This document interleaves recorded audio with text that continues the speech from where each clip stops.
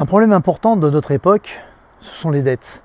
Et malheureusement aujourd'hui, beaucoup de gens ne savent pas trop comment s'y prendre, ne serait-ce que pour les rembourser, surtout quand arrive la paye, l'argent qui rentre, et malheureusement, avec le coût de la vie, il n'est pas toujours simple de pouvoir les rembourser. Alors qu'est-ce qu'on peut faire pour rembourser une dette?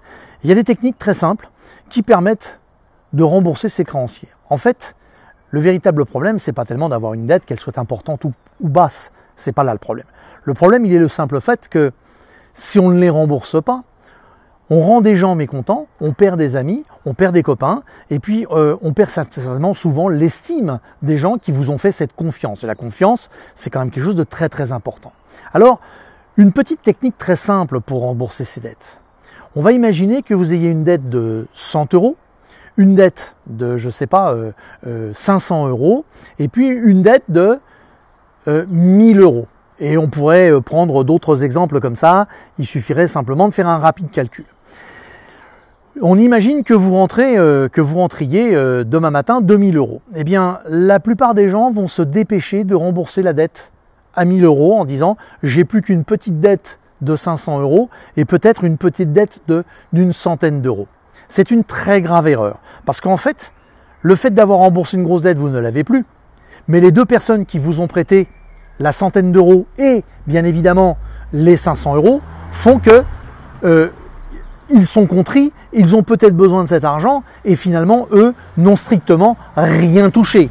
Donc la vraie solution, eh bien puisque vous avez une dette de 100 euros, une dette de 500 et une dette de 1000, le jour où vous rentrez 1000, commencez donc par donner 30 euros à la personne à qui vous devez simplement 100 euros, donnez 300 euros ou 250 euros à la personne, ou 200 euros, peu importe, à la personne à qui vous devez 500, et puis donnez 700 euros à la personne à qui vous devez les 1000. Ou même, donnez-lui que 500 euros, et vous en restera encore 200 pour bien vivre. En fait, ils seront tous les trois insatisfaits. Parce que en fait, ils n'ont pas réintégré l'argent qu'ils vous ont prêté et que vous devez. Par contre, vous aurez un très gros avantage. Un avantage important.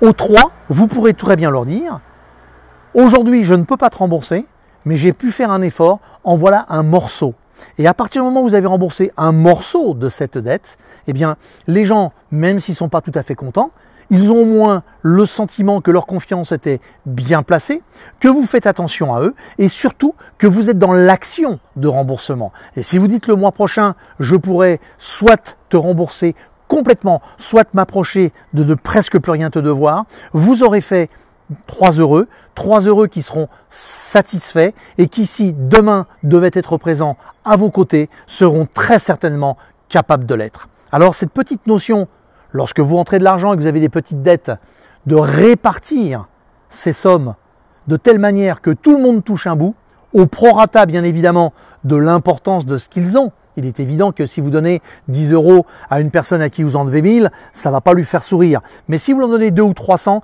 il sera certainement très content. Et il se dira, tiens, ma confiance était bien placée.